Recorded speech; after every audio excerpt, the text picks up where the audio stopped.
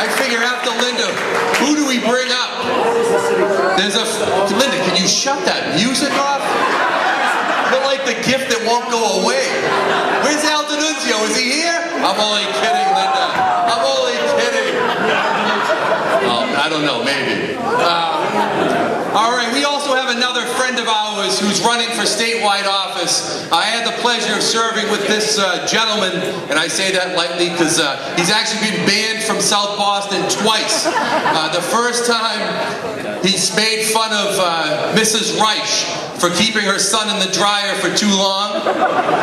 And the second time around, he said Mayor Menino's the only mayor in the city who takes a Viagra and he gets taller. I was kind of thinking Bill Manzi might fit into that category as well, but we'll see.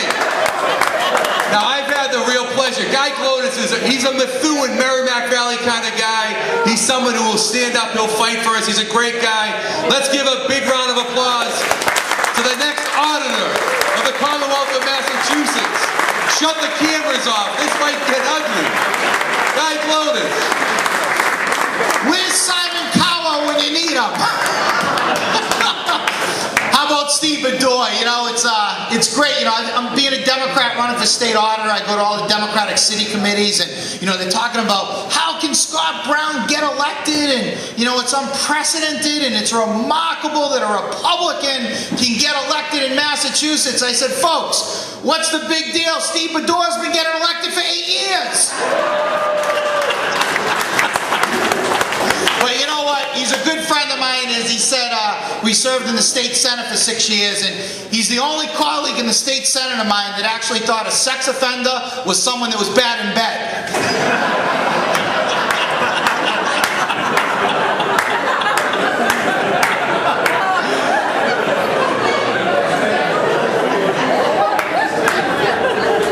And look at Bill Manzi laughing like he's the smartest guy in the world. He's the only mayor, if he sees a bottle of orange juice, he stares at it because he sees the word concentrate. When I first met Bill Manzi, who was campaigning for re-election, who was walking down a driveway, I thought it was Jehovah's Witness coming. Anyways, but now there's all this talk about book deals going on. This book deal, that book deal. Well, let me tell you, have you heard about Christy Mayos? He's writing a book now. It's the financial empire in the political times of Christy Mayos. And it ends with chapter 11. Charlie Baker liked that one. Charlie, I'll give you another one. You can use it later. Did you hear Tim Cahill? He couldn't be here today. He's working on a new scratch ticket. He's going to unveil it in September. It's called The Spoiler. If you scratch it, somebody else wins. Anyways, there's a lot of material with the characters up here. And look at Jimmy Jajuga over there. Let's hear it for Jimmy.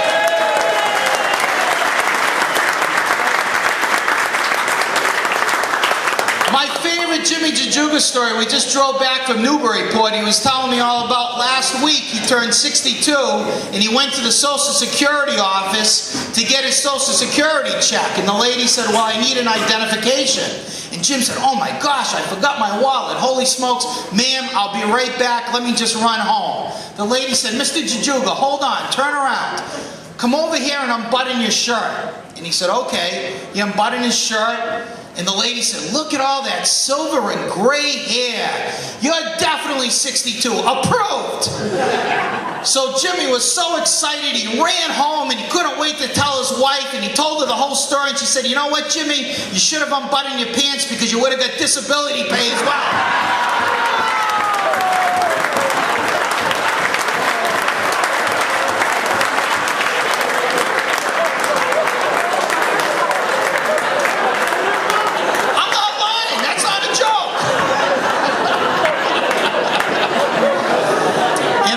Steve said, hey, if you're going to speak, you got to tell one Irish joke. So I'll end with a great Irish joke for St. Paddy's Day.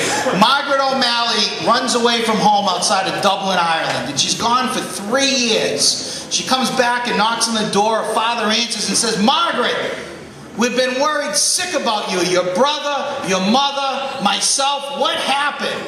And she said, Dad, I ran away and became a prostitute. He slammed the door in her face. Second later, knocks on the door again, and he answers and says, what? But Daddy, I come bearing gifts. I've got a gold watch for you, a diamond necklace for my mom, a sports car for my brother, and a summer home for all of us at Dingle Bay. He said, Margaret, what did you say he became? A prostitute, Daddy. He said, thank God, I thought you said a Protestant. Come on in. Ladies and gentlemen, God bless you. Thank you very much. How about a big round of applause for Guy